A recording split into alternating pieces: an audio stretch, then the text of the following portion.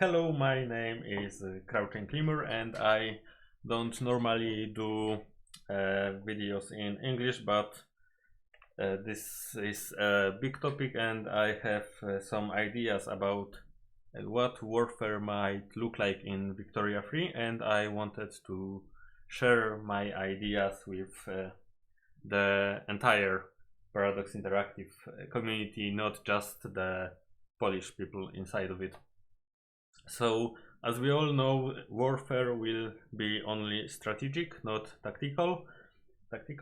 So, and this is quite a controversy, of course, and let's not get into it. But generally, I think it's a good thing. It's something that I wanted in a grand strategy video game for a long time. I wasn't hoping for it to be in Victoria 3, but I am, because I didn't expect them to actually do it. Not that it was impossible or that I didn't want it, but I am very happy that they are doing something like this.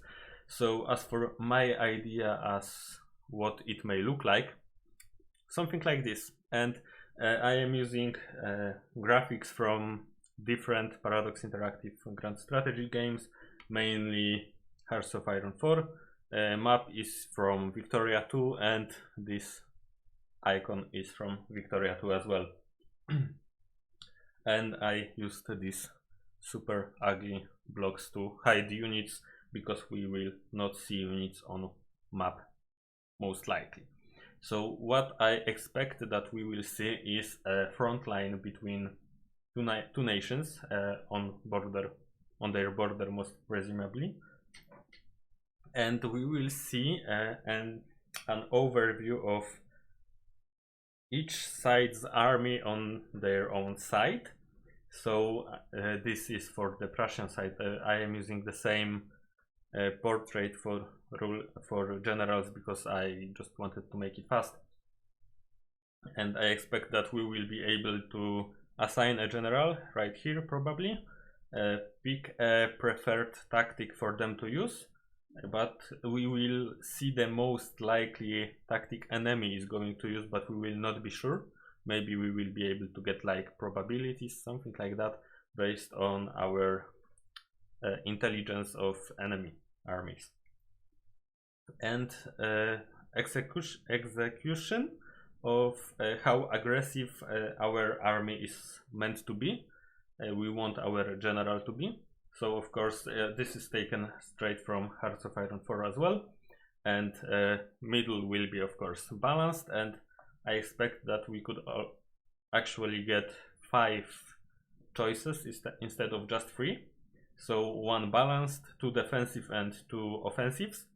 And in the defensive, the one that is closer to balanced will be like try to maintain a defensive line, but actually put some effort into keeping the enemy at bay, while the most defensive tactic here could be that fall back and take the best defensive lines possible, meaning give away land to enemy even for free, if it means that we can get a better defensive position elsewhere. And something similar for the offensive side. So I imagine again 2 more aggressive tactics. First one would be like try to advance, more aggressive than balanced of course, but still don't throw everything you have, while the last option, the 5th one that would be here, could be throw everything you have all the time, no matter the cost. So this would be of course the most expensive for country, for our economics, for our population. This would mean the biggest losses, but also this would give us the quickest result. And I imagine we will get some like total composition of army, but we will not choose where exactly which units we will go. I am not sure if we will get different type of units, but I hope that we will some sort of composition control. So for example, we have 26 infantry regiments, battalions, whatever, and 10 cavalry. and we could click that button and this would open a new menu where we can assign how many more units we want to be there. And one more thing to mention, I am like disregarding the entire logistics in my idea here, but yeah, I imagine it would be like use infrastructure railways to decide how many units can arrive on the front line and how quickly, and of course some sort of supply system deciding how many units we can field effectively in that theater. So yeah, we put general, we give him 26 infantry units, 10 cavalry units, and we have some intelligence about our enemy. Say we know what general they have picked for this army. We have some estimation of how many units they can have, but we are not sure of that. And because we are not sure of how many units they have, we are not sure about the balance of power on this front line. And this bar here is meant to represent just that, the balance of power, how strong our general believes we are compared to enemy. And this yellow zone in the middle is like this margin of error, because we don't know the exact size of enemy army. And I imagine we will be able to set some overall goals for our general. So we pick general, we tell him what tactics to use, how aggressive to be, we give him some units and tell him capture this province for me.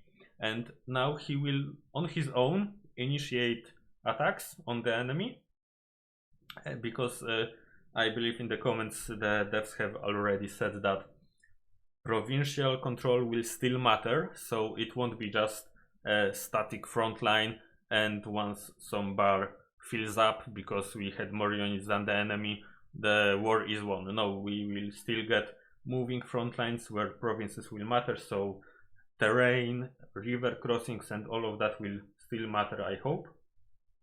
So our general will, based on his units that he has at his disposal and the goal we set for him, will initiate battles with these units he has, and we will get no more direct control over which battles will start, and we won't be able to even stop them. I think that's what Paradox is aiming for here, and I am very much okay with that. So our general has initiated 2 battles here, and one we are winning, that's why the arrow is green, and the other one we are losing, that's why the arrow is red. Of course, that's like basic color coding, and it's in Hearts of Iron 4 as well, of course, for each battle. We could, I imagine, also get like some number summary of balance of power in each battle, like we get in Hearts of Iron 4 with organization. So even though we have less organization than the enemy has, we might still be winning, gaining and improving our advantage over them. And here the enemy has initiated attack against us, but we are winning it, and that's why the arrow is green. Again, some overall number summary, but that's not important. Let's take a look at how each battle could look like. So we click this button representing a battle, and we get something like this, I imagine. And this is very inspired by Hearts of Iron 4, of course, as you can see. Again, I took even the statistics for each general from Hearts of Iron 4. The portrait is still from Hearts of Iron 4. But yeah, I imagine these are the things that will matter for Victoria 3 combat system. So of course each general will have some kind of his own personal attributes, not exactly attack, defense, planning and logistics like in Hearts of Iron 4, and most likely generals on each side won't have exactly the same statistics. And this is a total of how many units this general or field marshal or whatever will he be called have at his disposal for the entire front line, entire theater. This will be a tactic each general picks for this battle.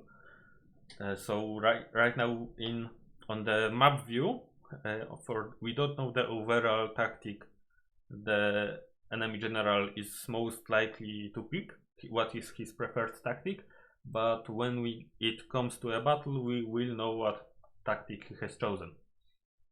So something I hope for is that we will get active battle is this middle two columns. So we have 3 infantry units on our side actively engaged in battle, and 2 enemy infantry units are actively engaged in battle.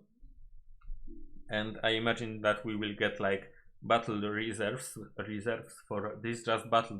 These are units that are waiting to join, or they are maybe still doing some preparations before they can join the battle. And of course we know how many units there are here. We are not sure about our enemy reserves for this battle because we don't have perfect intelligence on him, and we know how much available, I always hate that word in English, we have in our theater, and it says 10 infantry and 6 cavalry, and all of this infantry doesn't add up to this because there are other combats that are engaging some of our units. So if we add together all these infantry units, we get 10, 12, 15. This means 11 units are dedicated to some other battle and can be used for this one. And we have units en route, and this will be like used to represent that there are some units that are not yet in this battle but are on their way, and this will not be represented as a unit on map like in Hearts of Iron 4, of course. So I imagine that once the battle starts, the general will start with units he had at hand to start this battle, but he will decide that some units that he had kept in reserves, not on the front lines.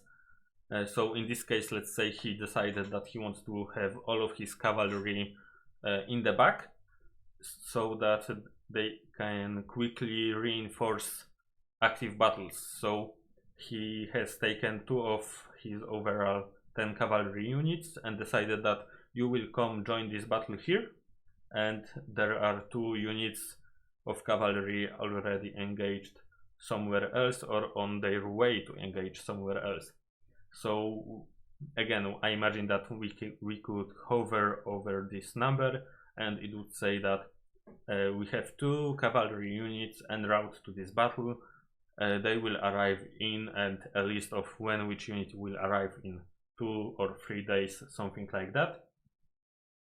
We will not know, we wouldn't, I'm not saying, I started saying this like I am sure that this is the system that we will have, but we wouldn't know what units are en route for the enemy side of this battle, but we would know how many units there are still available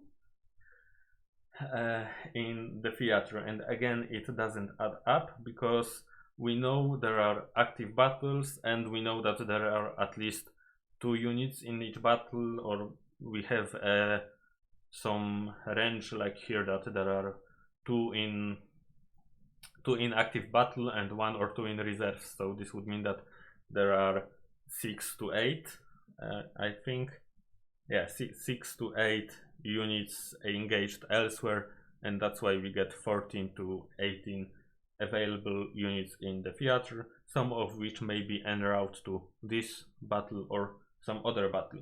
And of course I am not going to guess how exactly will battles look like will this be a sum of statistics attributes of units just wearing each other down, or will each unit get its own statistics and each unit attack each other, like each attack only another one? So let's say these 2 infantries could be attacking this one, this is only attack to this, this one could be attacking this or this one, and so these 2 are trying to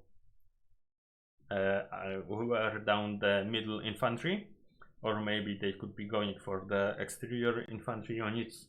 so to weaken our own flanks. So of course the details of how this would work on in the matter of attributes of units, they will sure get some attack, some defense, maybe speed. So maybe cavalry is able to use their speed to create a not breakthrough but flank the enemy somehow in each battle. And of course this is where the battle will change over the course of the game, so over time flanking will become less important, but we could start getting tanks which will be like direct attacks on the middle of enemy line, and of course artillery in the back trying to bombard the enemy from afar. But I think this is something that I would be very much okay with. I think that it's something that could be achieved and would be quite fun in my opinion. So let me know, what do you guys think? If you have other ideas on how warfare in Victoria 3 might look like, and yeah, just let me know in the comments. See ya.